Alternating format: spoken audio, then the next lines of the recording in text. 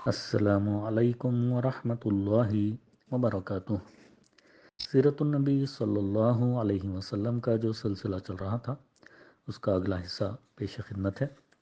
اس سے پہلے ہم نے پڑھا کہ دعوت کی کامیابی اور اس کے اثرات کیا ہوئے، یعنی نبی کریم صلی اللہ علیہ وسلم کو جو اللہ تعالیٰ نے سورہ مزمل اور سورہ مدثر کی روشنی میں جو حکم دیا تھا، جس کے حکم کو بجا لانے کے لیے نبی کریم صلی اللہ علیہ وسلم دن میں اللہ تعالیٰ کے دین کی دعوت دیتے اور رات میں قیام فرماتے اور اپنے رب کی عبادت کرتے۔ اب اس کے آگے اس طرح آپ صلی اللہ علیہ وسلم نے مسلسل اور پہم معرکہ آرائی میں 20 برس سے اوپر گزار دیے، اور اس دوران آپ صلی اللہ علیہ وسلم کو کوئی ایک معاملہ دوسرے معاملے سے غافل نہ کر سکا، یہاں تک کہ اسلامی دعوت اتنے بڑے پیمانے پر کامیاب ہوئی کہ عقلیں حیران رہ گئیں۔ سارا جزیرۃ العرب آپ صلی اللہ علیہ وسلم کے تابع فرمان ہو گیا۔ اس کے افق سے جاہلیت کا غبار چھٹ گیا، بیمار عقلیں تندرست ہو گئیں، یہاں تک کہ بتوں کو چھوڑ کر بلکہ توڑ دیا گیا۔ توحید کی آوازوں سے فضا گونج گئی، ایمان جدید سے حیات پائے ہوئے صحرا کا شبستان وجود آذانوں سے لرزنے لگا، اور اس کی پہنائیوں کو اللہ اکبر کی صدائیں چیرنے لگیں۔ قراء قرآن مجید کی آیتیں تلاوت کرتے اور اللہ تعالیٰ کے احکام قائم کرتے ہوئے شمال و جنوب میں پھیل گئے۔ بکھری ہوئی قومیں اور قبیلے ایک ہو گئے۔ انسان بندوں کی بندگی سے نکل کر اللہ تعالیٰ کی بندگی میں داخل ہو گئے۔ اب نہ کوئی قاہر ہے نہ مقہور، نہ مالک ہے نہ مملوک، نہ حاکم ہے نہ محکوم، نہ ظالم ہے نہ مظلوم، بلکہ سارے لوگ اللہ تعالیٰ کے بندے اور آپس میں بھائی بھائی ہیں، ایک دوسرے سے محبت رکھتے ہیں اور اللہ تعالیٰ کے احکام بجا لاتے ہیں۔ اللہ تعالیٰ نے ان سے جاہلیت کا غرور و نجاست اور باپ دادا پر فخر کا خاتمہ کر دیا۔ اب عربی کو اجمی پر اور اجمی کو عربی پر، گورے کو کالے پر، کالے کو گورے پر کوئی برتری نہیں۔ برتری کا معیار صرف تقویٰ ہے، ورنہ سارے لوگ آدم علیہ السلام کی اولاد ہیں اور آدم علیہ السلام مٹی سے تھے۔ غرض اس دعوت کی بدولت عربی وحدت، انسانی وحدت اور اجتماعی عدل وجود میں آ گیا۔ نوع انسانی کو دنیاوی مسائل اور اخروی معاملات میں سعادت کی راہ مل گئی۔ بالفاظ دیگر زمانے کی رفتار بدل گئی، روئے زمین متغیر ہو گیا، تاریخ کا دھارا مڑ گیا اور سوچنے کے انداز بدل گئے۔ اس دعوت سے پہلے دنیا پر جاہلیت کی کارفرمائی تھی، اس کا ضمیر متعفن تھا اور روح بدبودار تھی، قدریں اور پیمانے مختل تھے، ظلم اور غلامی کا دورہ تھا، فاجرانہ خوشحالی اور تباہ کن محرومی کی موج نے دنیا کو تہ و بالا کر رکھا تھا۔ اس پر کفر و گمراہی کے تاریک اور دبیز پردے پڑے ہوئے تھے۔ حالانکہ آسمانی مذاہب و ادیان موجود تھے، مگر ان میں تحریف نے جگہ پالی تھی اور ضعف سرایت کر گیا تھا۔ اس کی گرفت ختم ہو چکی تھی اور وہ محض بے جان و بے روح قسم کے جامد رسم و رواج کا مجموعہ بن کر رہ گئے تھے۔ جب اس دعوت نے انسانی زندگی پر اپنا اثر دکھایا تو انسانی روح کو وہم و خرافات، بندگی و غلامی، فساد و تعفن اور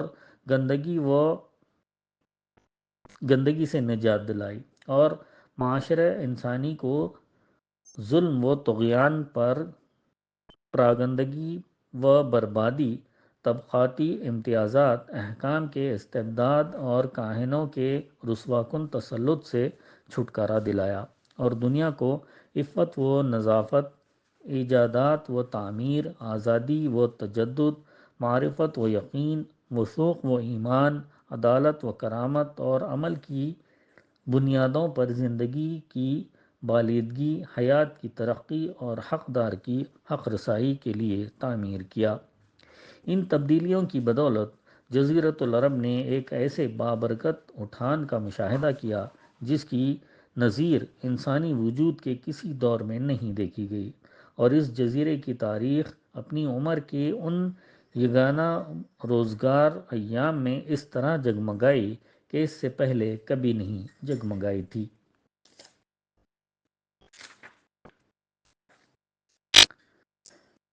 حجۃ الوداع۔ حجۃ الوداع دعوت و تبلیغ کا کام پورا ہو گیا، اور اللہ تعالیٰ کی الوہیت کے اسبات اس کے ماسوا کی الوہیت کی نفی اور محمد الرسول اللہ صلی اللہ علیہ وسلم کی رسالت کی بنیاد پر ایک نئے معاشرے کی تعمیر و تشکیل عمل میں آ گئی۔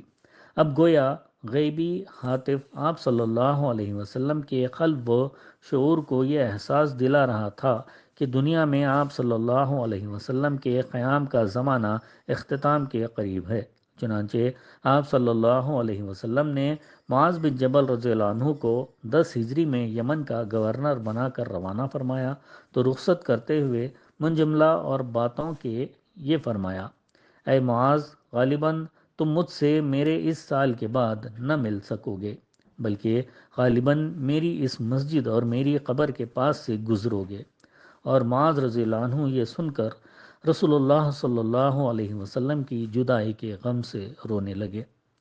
در حقیقت اللہ تعالیٰ چاہتا تھا کہ اپنے پیغمبر صلی اللہ علیہ وسلم کو اس دعوت کے ثمرات دکھلا دے جس کی راہ میں آپ صلی اللہ علیہ وسلم نے 20 برس سے زیادہ عرصے تک طرح طرح کی مشکلات اور مشقتیں برداشت کی تھیں، اور اس کی صورت یہ ہو کہ آپ صلی اللہ علیہ وسلم حج کے موقع پر اطراف مکہ میں قبائل عرب کے افراد و نمائندگان کے ساتھ جمع ہوں، پھر وہ آپ صلی اللہ علیہ وسلم سے دین کے احکام و شرائط حاصل کریں، اور آپ صلی اللہ علیہ وسلم ان سے یہ شہادت لیں کہ آپ صلی اللہ علیہ وسلم نے امانت ادا کر دی اور پیغام رب کی تبلیغ فرما دی اور امت کی خیر خواہی کا حق ادا فرما دیا۔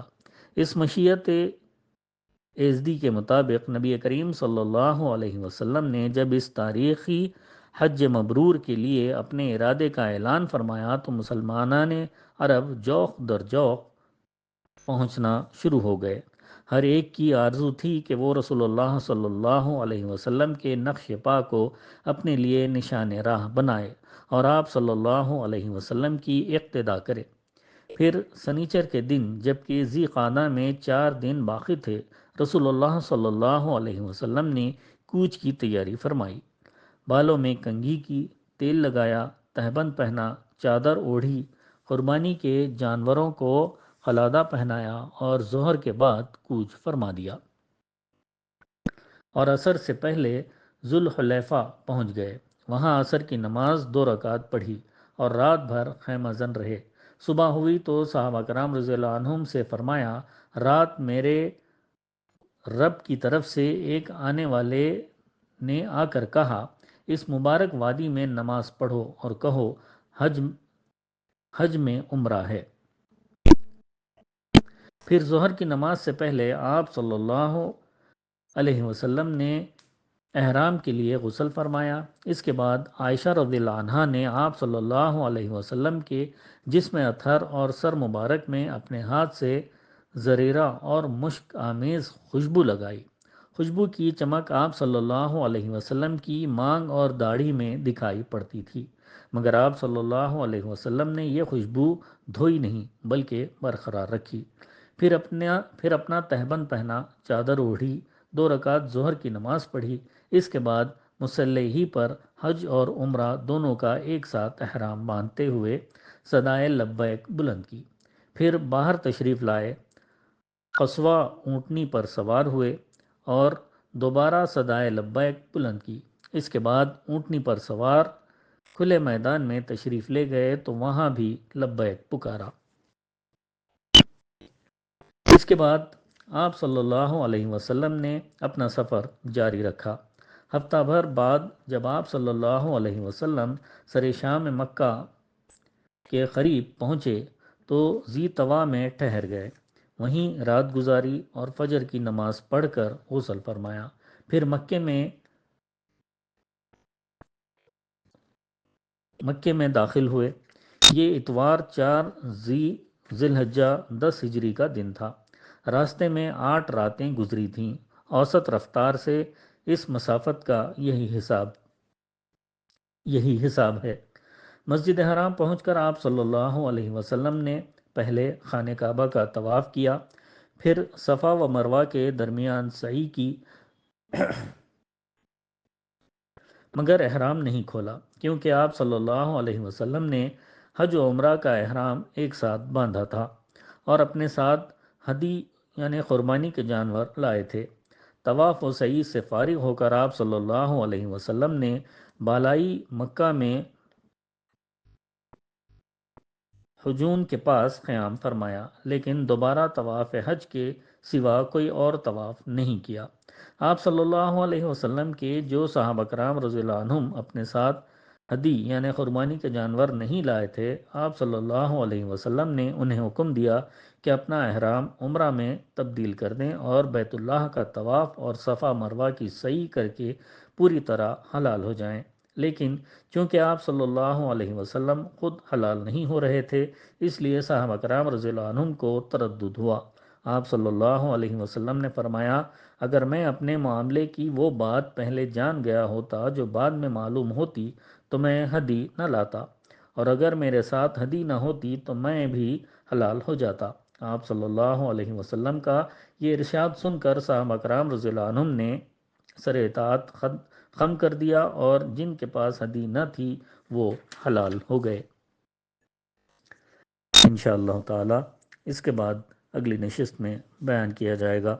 اللہ تعالی ہم سب کو نبی کریم صلی اللہ علیہ وسلم کے نقش قدم پر اپنی زندگیوں کو گزارنے والا بنائے، آمین ثم آمین۔ وآخر الدعوانا عن الحمد للہ رب العالمین۔